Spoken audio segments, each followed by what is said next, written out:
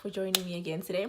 So today we're going to be talking about something very important, and as somebody that's gone through this, I feel like it's always pushed to the side subconsciously. Of course, it's not really noted and taken as seriously as it should be. Now, there's this concept, right, of idolizing. Now, an idol is an image or an object that you put in place of God, and to you, you treat as a God, you worship it, you praise it, and you love it excessively, of course. So now, I have as far as my past relationships are concerned, I've gone through this. I'm aware that as mostly women, I feel like it's mostly women that tend to do this a lot. We take our partners and we idolize them, and you don't make the decision that, okay, fine, this is my man and I'm going to treat him as my God, but it just happens subconsciously. I've been in a relationship with a guy, and regardless of how much of a bad day I was having, as soon as I saw him, oh my gosh, my entire face would just light up, and oh my gosh, I loved that person, yes, but I feel like it was a bit too much. And I mean, I wanted to talk to him as soon as I woke up, and he was the last person I wanted to talk to. Everything I did without him did not make any sense and wasn't as much fun. I'd be out with my friends and I just want to go back to his place and just see him. That's how crazy it was. I mean, now that I'm thinking about it, of course, when I was going through it, it made sense that this is my boyfriend. It only makes sense that I want to do all these things with him. But there's just a very, very, very thin line between loving someone unconditionally and loving someone a lot, and idolizing them. And I feel like in my case, I can safely conclude that I had, like, throughout our relationship, been like sort of idolizing him. And why do I say that?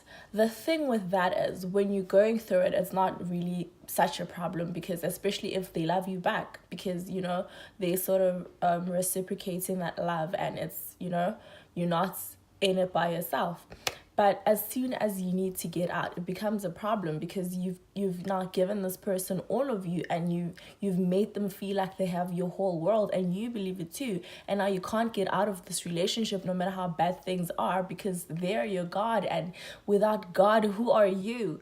And it's only starting to make sense now, and it's just so terrible, because there, in every person's life, there should only be one God. And as a Christian, I believe that it's the God I know. And if now I'm gonna be in a relationship with this person, and I know that my God is a very jealous God, I'm gonna be in a relationship with this person, and I'm gonna worship the ground they walk on, and I'm gonna love them so much, and I'm gonna feel like my happiness is completely and entirely dependent on their presence and what they're doing to make me happy.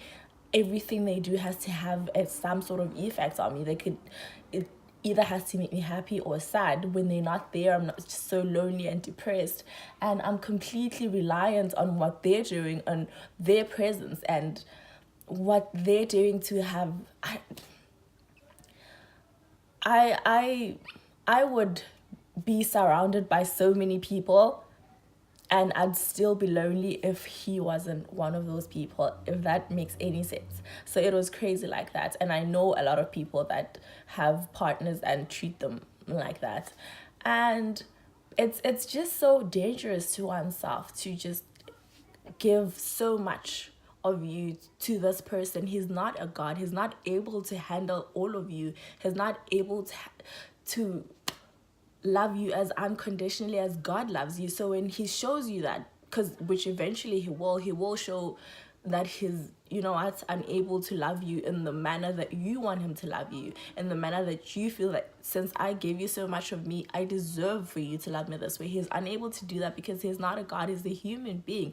He's meant to love you and could love you unconditionally, but only to a certain extent. So I feel like if you are treating a person as a God, and you know that God loves you regardless of what you do, regardless of how you look, regardless of what you've been through, he loves you, just wants you to come as you are, and he's accepting of whatever condition you're in and whatever circumstances surround you. And now we go out and we now seek that religious love, that unconditional love, and we seek that acceptance from mere human beings that are looking for the same thing, and they know better to look for it from the right places and not from us.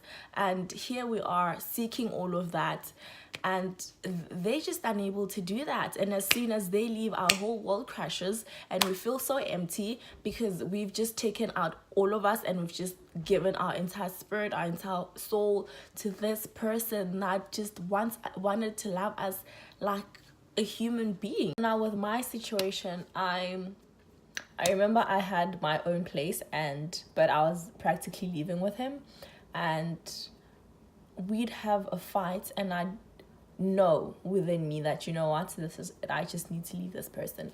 But every time I try to leave him, I'd probably just like leave his place for a day and go back to my place, but I'd feel so discombobulated, and I'd feel like my life was falling apart, and I'd feel like nothing is making any sense anymore. So I'd just probably even go back by the end of the day. That's how crazy it was. And I'm embarrassed, yes, but I don't know, it happens. And so yeah, that's it's really unfortunate that we women seek love to feel a void only God can feel from our partners, and we take, basically what we're doing is we're taking them and we're putting them way up on the pedestal, and they can't even fulfill what we're thinking they are. So it's a matter of us really just being deliberate and being intentional about noting and being aware of how to love a person right, and how to love a person so much and unconditionally, but still do it right. Because it really becomes dangerous when now you have to step out of the relationship. Oh my gosh, it honestly took me an entire year to leave this guy. And no matter what was happening, I just could not simply detach myself from him. And I remember my one friend even called it a bondage. She's like the way you guys are just, this is just a bondage. And I just always am able to sympathize with a person that's going through that, because I know how it feels to be in that position where you feel like all of your happiness belongs to this person, and all of your happiness can only exist if this person is making you happy, and if they're not doing anything, then you can't be happy, and your life is just gonna fall apart as soon as they leave, because basically you need them for your life to be okay and to be what you want it to be.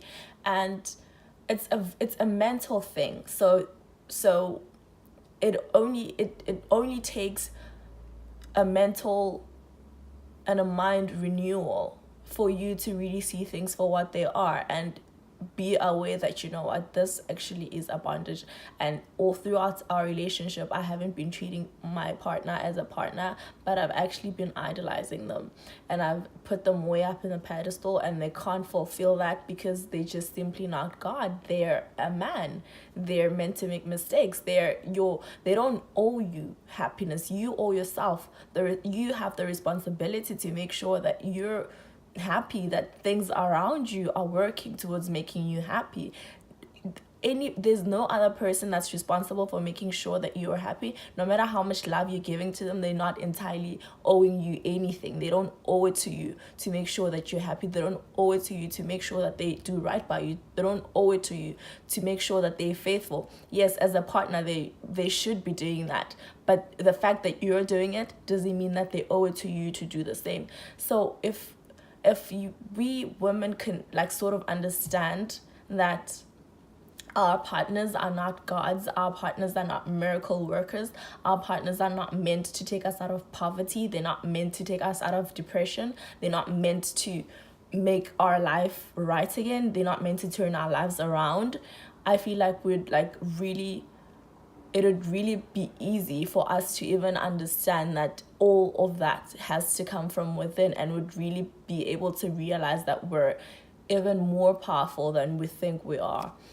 So yes, I'm just so happy that I was able to get out of that, and I just want to see a lot of females getting out of that as well, because I know how it's a really unfortunate place to be in, a place of feeling like your happiness depends on somebody else and them being around you. It's not a very nice place to be at. And the problem is not with them, the problem is with us. The problem is with, I don't want to say self-esteem, but also not realizing your worth for what it really is. And sometimes it's caused by like bad experience in the past and heartbreak and all these unfortunate events that you've gone through. But I feel like the moment you think that the only way you can be happy is if a certain person makes you happy, you have to realize that you have to start working on you from within, and it entirely and completely has to come from within. Apart from that, there's no person that's gonna come and perform any miracles for you. I'm sorry if that's what you thought. And yes, guys, that's really it for today, and I really hope if you are going through this, you are able to make it out. Yes, thank you so much. If you agree, if you disagree, however you feel about this, please leave a comment and let me know what you think. You let me see